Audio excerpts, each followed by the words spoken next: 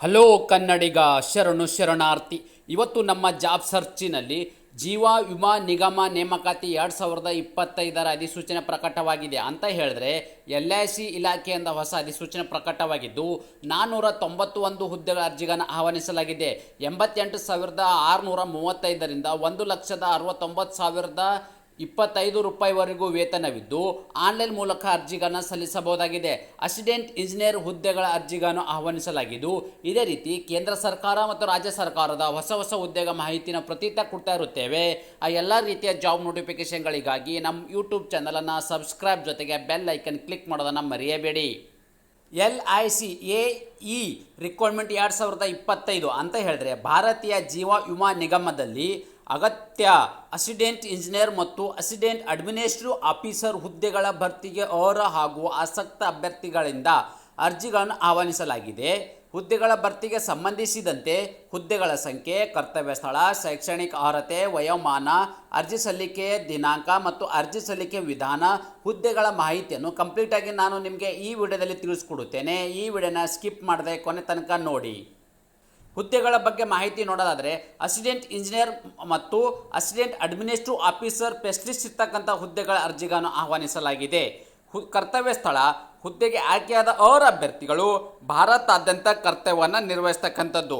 ಹಾಗಾದರೆ ಖಾಲಿ ಇರುವ ಹುದ್ದೆಗಳ ಸಂಖ್ಯೆ ಒಟ್ಟು 491 ಹುದ್ದೆಗಳ ಅರ್ಜಿಗಳನ್ನು ಆಹ್ವಾನಿಸಲಾಗಿದೆ. ಎಷ್ಟಿರ್ತಕ್ಕಂಥದ್ದು 491 ಹುದ್ದೆಗಳು. ಹಾಗಾದರೆ ತಾವುಗಳು ಗಮನಿಸಬಹುದು ಹುದ್ದೆ ಮತ್ತು ಇಲ್ಲಿ ಹುದ್ದೆಗಳ ಸಂಖ್ಯೆ ಅಂದರೆ ಯಾವೆಲ್ಲ ಹುದ್ದೆಗಳು ಕರೆದಿದ್ದಾರೆ, ಆ ಹುದ್ದೆಗೆ ಅನುಗುಣವಾಗಿ ಎಷ್ಟು ವೇಕೆನ್ಸಿಗಳು ಕರೆದಿದ್ದಾರಪ್ಪ ಅಂತಂದರೆ ಅಸಿಸ್ಟೆಂಟ್ ಇಂಜಿನಿಯರ್ ಸಿವಿಲ್ ಇರ್ತಕ್ಕಂಥ ಹುದ್ದೆಗೆ ಸಂಬಂಧಪಟ್ಟ ಅಭ್ಯರ್ಥಿಗಳಿಗೆ 50 ಹುದ್ದೆಗಳಿದ್ದರೆ, ಅಸಿಸ್ಟೆಂಟ್ ಇಂಜಿನಿಯರ್ ಎಲೆಕ್ಟ್ರಿಕಲ್ಗೆ ಇರ್ತಕ್ಕಂಥವ್ರಿಗೆ 31 ಹುದ್ದೆಗಳು, ಅಸಿಸ್ಟೆಂಟ್ ಅಡ್ಮಿನಿಸ್ಟ್ರೇಟಿವ್ ಆಫೀಸರ್ ಸ್ಪೆಷಲಿಸ್ಟ್ ಇರ್ತಕ್ಕಂಥವ್ರಿಗೆ 410 ಹುದ್ದೆಗಳ ಅರ್ಜಿಗಳನ್ನು ಆಹ್ವಾನಿಸಲಾಗಿದೆ.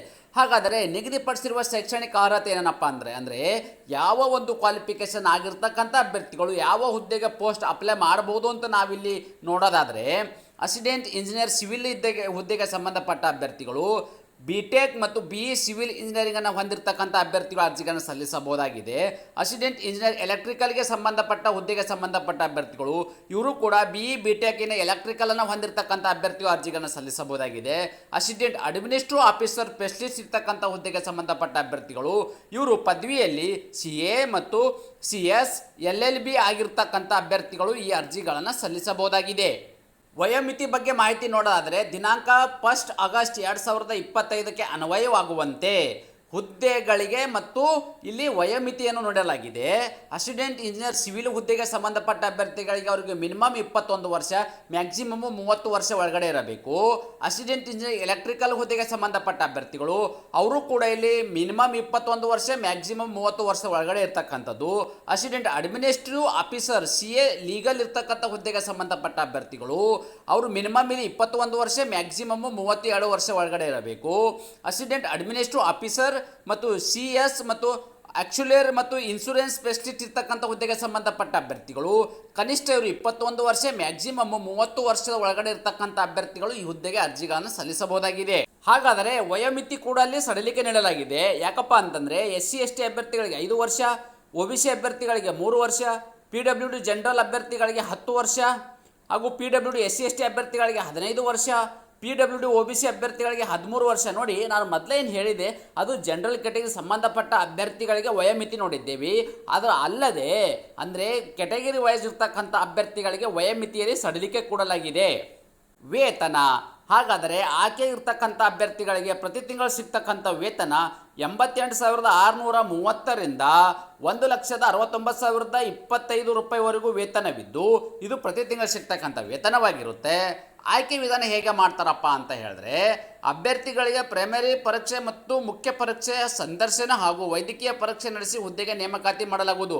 ಮೊದಲನೇದಾಗಿ ಒಂದು ಪ್ರೈಮರಿ ಅಂದರೆ ಫಸ್ಟ್ ಒಂದು ಎಕ್ಸಾಮ್ ನಡೆಸಲಾಗುವುದು. ಇದಾದ ನಂತರ ಎರಡನೇದಾಗಿ ಮುಖ್ಯ ಪರೀಕ್ಷೆ ನಡೆಸಲಾಗುವುದು. ಇದು ಎರಡರಲ್ಲಿ ಕ್ವಾಲಿಫೈ ಆಗಿರ್ತಕ್ಕಂಥ ಅಭ್ಯರ್ಥಿಗಳನ್ನ ಸಂದರ್ಶನ ಮತ್ತು ವೈದ್ಯಕೀಯ ಪರೀಕ್ಷೆ ನಡೆಸಿ ಅಭ್ಯರ್ಥಿಗಳನ್ನ ಮೆರಿಟ್ ಆಧಾರದ ಮೇಲೆ ನೇಮಕಾತಿ ಮಾಡಲಾಗುವುದು.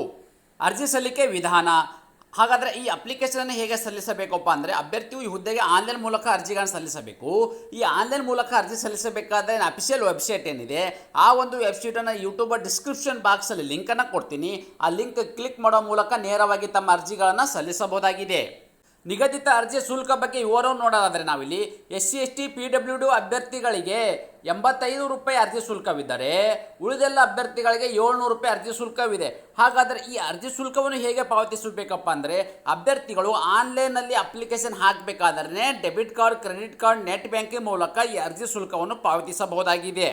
ಅರ್ಜಿ ಸಲ್ಲಿಸಲು ನಿಗದಿಪಡಿಸಿದ ದಿನಾಂಕದ ವಿವರವನ್ನು ನೋಡೋದಾದರೆ ನಾವಿಲ್ಲಿ ಅರ್ಜಿ ಸಲ್ಲಿಕೆ ಪ್ರಾರಂಭ ದಿನಾಂಕ ಆಗಸ್ಟ್ 16, 2022 ಪ್ರಾರಂಭವಾಗಿದ್ದು ಅರ್ಜಿ ಸಲ್ಲಿಕೆ ಕೊನೆಯ ದಿನಾಂಕ ಸೆಪ್ಟೆಂಬರ್ 8, 2025 ಮತ್ತು ಪ್ರೈಮರಿ ಮುಖ್ಯ ಪರೀಕ್ಷೆ ಇರತಕ್ಕಂಥದ್ದು ಅಕ್ಟೋಬರ್ 3, 2025 ಮತ್ತು ಮುಖ್ಯ ಪರೀಕ್ಷೆ ದಿನಾಂಕ ನವೆಂಬರ್ 8, 2025 ಮುಖ್ಯ ಪರೀಕ್ಷೆ ನಡೆಯಲಿದೆ.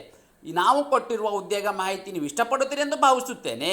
ಈ ಉದ್ಯೋಗ ಮಾಹಿತಿ ನಿಮಗೆ ಇಷ್ಟವಾದರೆ ನಿಮ್ಮ ಫ್ಯಾಮಿಲಿಗೂ ಫ್ರೆಂಡ್ಸ್ಗೂ ಶೇರ್ ಮಾಡಲು ಮರೆಯದಿರಿ. ನ್ಯೂ ಜಾಬ್ ಕನ್ನಡ ತಪ್ಪದೆ ಒಂದು ಲೈಕ್ ಕೊಡಿ.